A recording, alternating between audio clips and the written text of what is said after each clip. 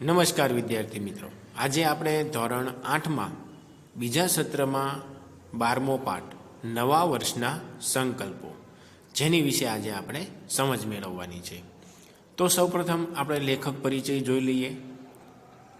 તો નવા વર્ષના સંકલ્પો પાઠના લેખક છે બકુલ ત્રિપાઠી, કે જેમનો જન્મ 27 નવેમ્બર 1928ના રોજ અને તેનું અવસાન 31 ઓગસ્ટ 2006ના રોજ થયું હતું. બકુલ પદ્મમણિશંકર ત્રિપાઠી નડિયાદના વતની હતા. તેઓ અમદાવાદમાં વાણિજ્ય સંચાલનના અધ્યાપક હતા. સમકાલીન રાજકારણમાંથી અને રોજિંદા વ્યવહારમાંથી સામગ્રી ઉપાડીને તથા એને વિલક્ષણ દ્રષ્ટિબિંદુથી જોઈ તેમને હાસ્ય નિબંધ સર્જ્યા હતા. સચરાચરમાં અને દ્રોણાચાર્યનું સિંહાસન એમના જાણીતા નિબંધ સંગ્રહ છે. વર્તમાનપત્રોમાં આવતી રોજબરોજના બનાવોને સ્પર્શતી એમની હાસ્ય કટાક્ષિકાઓ લોકપ્રિય બની હતી. વિદ્યાર્થી મિત્રો, બકુલ ત્રિપાઠી કે જેને પોતે પોતાનું ઉપનામ ઠોઠ નિશાળીઓ એવું આપ્યું હતું અને તેઓએ મોટાભાગે હાસ્ય સંગ્રહો એટલે કે હસવું ઉત્પન્ન થાય તેવી વાર્તાઓ અથવા તો લેખો લખેલા છે. તેમાંનો એક પાઠ કે નવા વર્ષના સંકલ્પો એ આજે આપણે સમજવાનો છે. તો પાઠ કેવા પ્રકારનો હશે તે આપણને જોઈએ. અહીંયા સંકલ્પ કરવો પણ પાળી ન શકવો અને એ માટે મનને એક યા બીજા બહાને મનાવ્યા કરવું માનવ સ્વભાવની આ એક નબળાઈ છે. એ નબળાઈને કેન્દ્રમાં રાખીને લેખકે આ હાસ્ય નિબંધ સર્જ્યો છે. ક્યારેક ગણિત માંડીને, ક્યારેક ફિલસૂફી લડાવીને, ક્યારેક તરંગ અને તુક્કા ચગાવીને, તો ક્યારેક સંવાદોની આતશબાજી ઉડાડીને લેખકે હાસ્ય જન્માવ્યું છે. સંકલ્પ ન કરવાનો સંકલ્પ પણ ટકતો નથી એમ કહીને કરેલા સંકલ્પો ફળશે એવા સ્વપ્નોમાં રાચતા રહીને લેખકે આવા પ્રશ્નને જે હળવો વળાંક આપ્યો છે તે નોંધપાત્ર છે. એટલે શું કહેવા માગે છે કે ભાઈ, નવા વર્ષે આપણે ઘણા સંકલ્પો કરતા હોઈએ છીએ, પરંતુ એ સંકલ્પો આપણે લાંબા સમય સુધી આપણે તેના ઉપર ટકી રહેતા નથી. એ એક માનવ એટલે કે આપણા માણસોની નબળાઈ છે. આપણે જે પણ કાંઈ કરેલા સંકલ્પો હોય છે તે આપણા મનોબળથી આપણે પાળી શકતા નથી અને તે લાંબો સમય ટકતા પણ નથી. તો એમાંથી આપણને હાસ્ય ઉત્પન્ન કરે તેવો એને હાસ્ય નિબંધ લખ્યો છે. તો જોઈએ આપણે પાઠ નવા વર્ષના સંકલ્પો. આજથી આખું વર્ષ વહેલા ઉઠવું છે. હવેથી નિયમિત નોંધપોથી રાખવી. આજ પછી કસરત ન કરી હોય તે દિવસે જમવું નહીં. કદી ચા ન પીવી. હંમેશા 1.5 કલાક કાંતવું. વિદ્યાર્થી મિત્રો, કાંતવું એટલે કે જે રેંટીઓ ચલાવવો. ગાંધીજી જે રેંટીઓ ચલાવતા તે કે જેમાંથી ખાદીનું વસ્ત્ર આપણે બનાવીએ છીએ. 3 કલાક વાંચવું ને વાંચવું જ. રોજ ગીતાનો એક શ્લોક. પાઈનો વ્યવસ્થિત હિસાબ.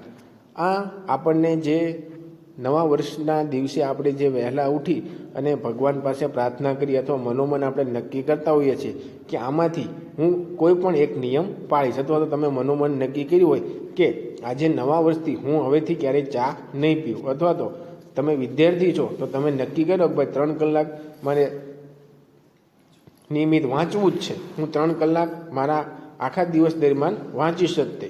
આવા નિયમો તમે લેતા હો છો તો શું થાય છે આગળ જોઈએ. આખા સમાજમાં જે દિવસે આ મંત્રોનું મનોમન ઉચ્ચારણ થઈ જાય ત્યારે સમજવું કે તે દિવસે બેસતું વર્ષ છે. એટલે શું કહે છે લેખક કે ભાઈ, જે દિવસે આવા સંકલ્પો મનોમન લોકો નક્કી કરે ત્યારે સમજી લેવું કે તે દિવસ એ બેસતા વર્ષનો હશે, દિવાળી પછીનો જે પહેલો દિવસ આવે તે. જેમ શરદ પૂનમની ચાંદનીનું વાતાવરણ કવિઓને ગાંડા બનાવે છે, તેમ બેસતા વર્ષના દિવસની હવા પણ સામાન્ય જનોના મનમાં કંઈક નવો ચમકારો લાવી દે છે. આપણને એકદમ બુદ્ધ, મહાવીર, વિવેકાનંદ કે નેપોલિયન થવાની હોંશ થઈ આવે છે. જીવનના વર્ષો એમ નિરર્થક સરી જતા લાગે છે અને એકદમ કંઈક કરી નાખવું, કંઈક તો કરી જ નાખવું એમ થઈ આવે છે. દિવાળીનો ઉત્સાહ ઘણાને માટે વીરરસમાં પલટાઈ જાય છે. એમની આંખમાં ચમક આવે છે અને કોઈ ધન્ય પડે એ આત્મ સુધારણા માટે સંકલ્પ કરી નાખે છે. આજથી રોજ આ કરવું, હવેથી કદી આ ન કરવું.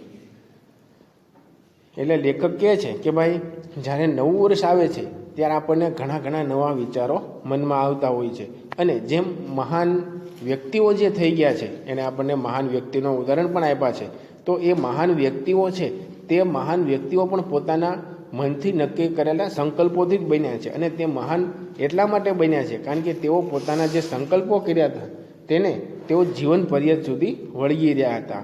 એટલે સામાન્ય માણસો પણ એ જે મહાન વ્યક્તિઓ છે તેઓની જેમ આ દિવસે બનવા અલગ અલગ પ્રકારના સંકલ્પો લેતા હોય છે.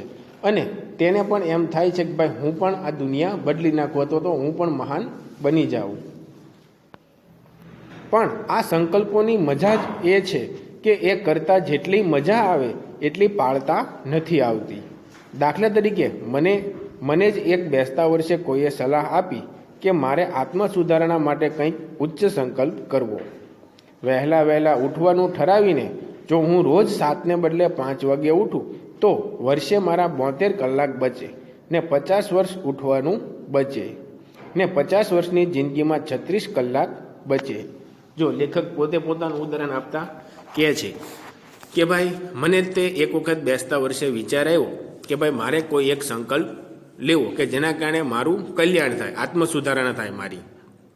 એટલે એણે નક્કી કર્યું કે ભાઈ હું રોજ 7 વાગે ઉઠું છું તેના બદલે 5 વાગે ઉઠું તો દરરોજની 2 કલાક લેખે મારે આખા વર્ષની 72 કલાક બચે ને 50 વર્ષ સુધી હું જો 5 વાગે ઉઠું તો મારી 36,000 કલાક બચે. એટલે દરરોજ 2 કલાક વહેલા ઉઠવાથી મારી જિંદગીના લગભગ 4 વર્ષ જેટલો મબલક વધારો થાય.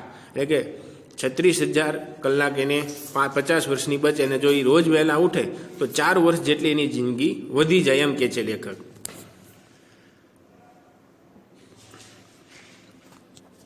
આ વિચારથી ભોળવાઈને મેં તો સંકલ્પ કરી નાખ્યો કે બસ કોઈ દિવસ પરોઢના 5થી મોડા ઉઠવું નહીં. બેસતા વર્ષને દિવસે તો જાણે 5 વાગે ઉઠાયું, પણ એ દિવસના થાકને લીધે બીજની સવારે તો 7:30 વાગે ઉઠ્યો. પછી પાંચમ સુધી તો જાણે દિવાળી જ કહેવાય, એટલે મોડા ઉઠવામાં વાંધો નહીં. છઠને દિવસે 5 વાગે જ ઉઠવું હતું, પણ બન્યું એવું કે બીજે દિવસે 5 વાગે ઉઠવાનું છે. એ વિચારથી પાંચમની રાત્રે મને એટલી બધી ચિંતા થઈ ગઈ કે રાતના 1:30 સુધી ઊંઘ જ ન આવી. આથી છઠની સવારે પણ 8 વાગે ઉઠાયું. છતાં સાતમે દિવસે તો સંકલ્પ તાજો કરીને એલાર્મ ગોઠવ્યું ખરું, પણ બીજે દિવસે 8:30 જ ખબર પડી કે કાંટો ખોટો ગોઠવાયો. પછીને દિવસે એલાર્મ ગોઠવતા ધ્યાન રાખ્યું તો વળી ઘડિયાળ બગડી ગયું અને વહેલા ન ઉઠાયું. કાર્તિકી પૂર્ણિમા સુધી ઘડિયાળનું સમારકામ ચાલ્યું. વધ પડવાની રાતે ગોઠવ્યું, પણ ચાવી આપવાનું ભૂલી જવાથી રાત્રે 2:30 વાગે જ ઘડિયાળ બંધ પડી ગયું. વિદ્યાર્થી મિત્રો, અહીંયા લેખકે જે સંકલ્પ કર્યો છે તેના વિશે એણે વાત કરી કે ભાઈ મેં નક્કી કરી નાખ્યું કે ભાઈ મારે છે એ 5 વાગે જ ઉઠવાનું. એટલે બેસતા વર્ષના દિવસે નવું વર્ષ હોય છે, એટલે તમે પણ બધા વહેલા ઉઠી અને ભગવાનને પ્રાર્થના કરતા હો છો, મમ્મી પપ્પાને પગે લાગતા હો છો, વગેરે કરતા હો છો. એટલે લેખકને પણ તે દિવસે 5 વાગે ઉઠાયું અને તે દિવસે આખો દિવસ દોડધામ ભર્યો ગયો, કારણ કે બધાને મળવા જવાનું, બધા સાથે હળવા મળવાનું. એના કારણે થાકને લીધે બીજના દિવસે તો વળી પાછા મોડા જ ઉઠ્યા. વળી પાછું એને મનને મનાવ્યું કે ભાઈ પાંચમ સુધી દિવાળી કહેવાય, માટે આપણે મોડા ઉઠવામાં વાંધો નહીં. એમ કરીને એને પાંચમ સુધી મોડા ઉઠ્યા કર્યું. અને છઠના દિવસે 5 વાગે ઉઠવું એમ વિચાર્યું અને તેઓ પાંચમની રાત્રે સૂતા. પરંતુ તેને મનમાં હતું કે ભાઈ સવારે 5 વાગે ઉઠવું છે, સવારે 5 વાગે ઉઠવું છે. પરંતુ એના એ વિચારના કારણે તેને પાંચમની રાત્રે ઊંઘ ન આવી અને છઠના સવારે પણ તેઓ મોડા ઉઠ્યા. વળી પાછું સાતમને દિવસે એને નક્કી કર્યું કે ભાઈ આજે તો હું અલાર્મ ગોઠવીને જ સૂઈશ, જેના કારણે અલાર્મ વાગે અને હું જાગી જાય. પણ બીજે દિવસે જ્યારે તેઓ ઉઠ્યા ત્યારે ખબર પડી કે ભાઈ કાંટો ખોટો ગોઠવાઈ ગયો હતો. 5 વાગ્યાના બદલે કોઈ બીજા અંક ઉપર ગોઠવાનો હતો, જેના કારણે અલાર્મ વાગ્યું નહીં. વળી બીજા દિવસે તેને નક્કી કર્યું કે ભાઈ આ વખતે કાંટો પણ બરાબર છે અને અલાર્મ પણ બરાબર ગોઠવેલું છે. તો રાત્રે ઘડિયાળ બગડી ગયું અને તે દિવસે પણ ફરી એને મોડા ઉઠાણું. એટલે ઘડિયાળ રિપેર કરવા એમાં એને 15 દિવસ, અઠવાડિયું, 10 દિવસ લાગી ગયા. એટલે વધ પડવાની રાત્રે પાછું એને ગોઠવ્યું અને ગોઠવી અને તે રાત્રે સૂતા પરંતુ ચાવી આપવાનું ભૂલી ગયા, એટલા માટે ઘડિયાળ છે એ રાત્રે 2:30 વાગે બંધ થઈ ગઈ. વિદ્યાર્થી મિત્રો, પહેલાંના જમાનામાં ઘડિયાળ છે ચાવીવાળું આવતું. જેમ તમે ચાવીવાળા રમકડાથી રમ્યા હશો કે જેટલી ચાવી પૂરો તેટલું રમકડું ચાલે, એ જ રીતે પહેલાંના સમયની ઘડિયાળો હતી તેને તમારે ચાવી દેવી પડતી હતી અને જેટલી ચાવી એની સ્પ્રિંગ હોય એટલી ઘડિયાળ ચાલે. વળી પાછું અટકી જાય એટલે વળી તમારે ચાવી દઈ અને એને આગળ ચલાવવાનું હોય છે. તો લેખક છે એ ચાવી દેવાનું ભૂલી ગયા કે જેના કારણે એનું ઘડિયાળ છે રાત્રે 2:30 વાગે બંધ થઈ ગયું અને તે દિવસે પણ તેઓને વધ પડવાને બીજે દિવસે એટલે કે બીજના દિવસે પણ તેને વહેલું ઉઠાયું નહીં. આમ અનેક મુશ્કેલીઓ વટાવતા વટાવતા વધ 7મે 5 વાગ્યે બરાબર અલાર્મ વાગ્યું. એટલે 5:30 ઉઠ્યો તો ખરો, પણ પછી વિચાર આવ્યો કે ઉઠ્યા પછી 10 મિનિટ રહીને સૂઈ જવામાં વાંધો નહીં. એમ કરવાથી કંઈ સંકલ્પનો ભંગ થતો નથી. શું કહે છે કે ભાઈ આ બધી જ મુશ્કેલીઓ વટાવતા વટાવતા બરાબર વધ 7મને દિવસે મારું અલાર્મ છે બરાબર 5 વાગે વાગ્યું અને હું 5:30 ઉઠ્યો. પછી પાછું એને પોતે આ જે પોતે નિયમ બનાવ્યો હતો એમાંથી એને છટકબારી રૂપે શું વાત કરી કે ભાઈ 5 વાગે ઉઠવું એ આપણે નિયમ પાડ્યો, પણ 5 વાગે ઉઠીને 10 મિનિટ પછી પાછું સૂઈ જવામાં કાંઈ વાંધો નહીં. એટલે એના કારણે આપણે જે સંકલ્પ કરેલો છે 5 વાગે ઉઠવાનો એ તો જળવાઈ જ રહેશે, પરંતુ પાછી 10 મિનિટ રહે અને ફરી પાછું સૂઈ જવામાં કાંઈ વાંધો નહીં. થોડા દિવસ આ પ્રમાણે કર્યા પછી એકવાર સવારે 5 વાગ્યે સૂતા સૂતા જ વિચાર આવ્યો કે હે જીવ, આ બધી ઉપાધિ છે ને 4 વર્ષ વધુ જીવવાને માટે જ ને. જીવનનો એવો મોહ શો? સંતો મહાત્માઓ તો જીવનની માયા મૂકવાનું કહી ગયા છે, ત્યારે હું તો વહેલો ઉઠીને એ માયા વધારી રહ્યો છું. આવો મોહ શું કામ રાખવો? એટલે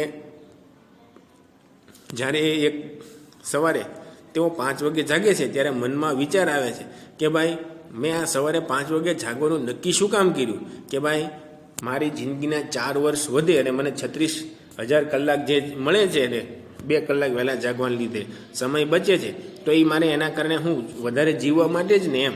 તો કે આ જીવવાનો એવો ખાલી ખોટો મોહ શું કામ રાખવો એમ એ કહે છે કે ભાઈ. અને સાધુ આ જે સંતો મહંતો જે છે એને પોતાના જીવનની માયા બધી છોડી દીધી છે, એટલા માટે તેઓ ત્યાગી કહેવાય છે. તેઓ આ પ્રમાણે જીવન જીવી શકે છે અને હું તો ઉલટો વહેલો જાગી અને મારી જીવવાની માયા જે છે એને વધારી રહ્યો છું, એટલે મારે આવો સંકલ્પ રાખવો જોઈએ નહીં.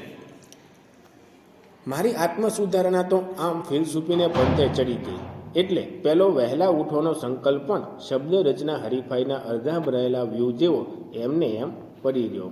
આથી લેખક કહે છે કે મને હું આવી ફિલસૂફી કરવા રહ્યો, જેના કારણે મેં વહેલા ઉઠવાનો લીધેલો સંકલ્પ પણ એમનો એમ પડ્યો રહ્યો. બેસતા વર્ષને દિવસે ઉત્સાહમાં આવી જઈને કરેલા મોટાભાગના સંકલ્પોની આ જ ગતિ થાય છે. એક જણે દિવાળીની રાતથી જ ચા છોડી દીધેલી. એમનો સંકલ્પ જીવેલો પણ ખરો. 1 અઠવાડિયું, 2 અઠવાડિયા, 3 અઠવાડિયા એમણે ચા ન પીધી તે ન જ પીધી. માતાનો પ્રેમ, પિતાની આજ્ઞા, ભગીનીના આંસુ, ભગીની એટલે બહેન, પત્નીની ધમકી, મિત્રોની મશ્કરી, ચાની જાહેર ખબરો કોઈ એમને ચલાવી ન શક્યું. એમના એ સંયમનો મહિમા દિશામાં ગાજી રહ્યો. છેક સ્વર્ગમાં પણ એના તરંગ પહોંચ્યા ને ઇન્દ્રનું આસન પણ ડોલી ઉઠ્યું. પરંતુ થોડાક અઠવાડિયા પછી જ્યારે એ ભાઈ કોક માંદગીની માયામાં લપેટાયા તે વખતે એમને થોડા ઉપવાસ કરવા પડ્યા. અને ત્યારે એક ધન્ય ક્ષણે એમને જ્ઞાન થયું કે ચા પીવાથી ઉપવાસમાં રાહત રહે છે, એટલે એમણે હળવે રહીને ચા પીવા માંડી. એ પછી તો 2-4 મહિને માંદગી ગઈ તો એ ચા તો રહી જ પડી અને હવે તો એ સાજા થઈ ગયા પછી પણ રોજના 7 પ્યાલા ચા પીવે છે. આમ એમની માંદગીને બહાને એમનો સંકલ્પ સ્વર્ગે સીધાયો અને ફરી કદી એને પુનર્જન્મ ન લીધો. એટલે અહીં લેખક એક ઉદાહરણ આપતા જણાવે છે કે ભાઈ એક વ્યક્તિ એ બેસતા વર્ષના દિવસે નક્કી કર્યું કે ભાઈ આજથી હું ચા નહીં પીવું, કારણ કે એ વ્યક્તિ ચાનો શોખીન હતો. એટલે એને કીધું ભાઈ આજથી હું ચા મૂકી દઈશ, અને એનો સંકલ્પ એને ઘણા દિવસો સુધી જાળવી પણ રાખ્યો હતો. અને એના માતાએ, પિતાએ, એની બહેને, એની પત્નીએ, એના મિત્રોએ ઘણું મનાવ્યું, છતાં એને ચા ન પીધી, તે ન જ પીધી તેમ. અને લેખકે હાસ્ય ઉત્પન્ન કરાવતા કહ્યું કે એની આ ચા ન પીવાની કીર્તિ એટલી બધી પ્રસરી ગઈ કે સ્વર્ગમાં બેસેલા ઇન્દ્રનું આસન પણ ડોલી ગયું. જાણે કોઈ ઋષિમુનિ તપ કરતા હોય અને જેમ ઇન્દ્રનું આસન ડોલે એમ આ ચાની કીર્તિના કારણે આ ઇન્દ્રનું આસન પણ ડોલી ગયું. પરંતુ જ્યારે આ ભાઈ માંદા પડ્યા ત્યારે તેને જમવામાં ઉપવાસ કરો એટલે કે જમવાનું ન મળ્યું હતું. આથી એણે છે એ નક્કી એને કોઈએ સમજાવ્યું કે ભાઈ આ ઉપવાસમાં ચા સારી પડે, એટલે એણે ધીમે ધીમે ચા શરૂ કરી દીધી અને ત્યારબાદ એની માંદગી તો ધીમે ધીમે સારી થઈ, પરંતુ એની ચાની ટેવ છે એ પછી જતી ન રહે. એટલે કે ચા પીવાનું એણે ચા ન પીવાનું જે નિયમ હતું તે તેણે છોડી દીધું અને પછી ક્યારેય એની આ જે સંકલ્પ હતો તે છૂટી ગયો અને પછી ક્યારેય એને જન્મ ન લીધો. ત્યારબાદ આગળનું આપણે પછીના પીરિયડમાં જોઈશું. આભાર. જય સ્વામિનારાયણ.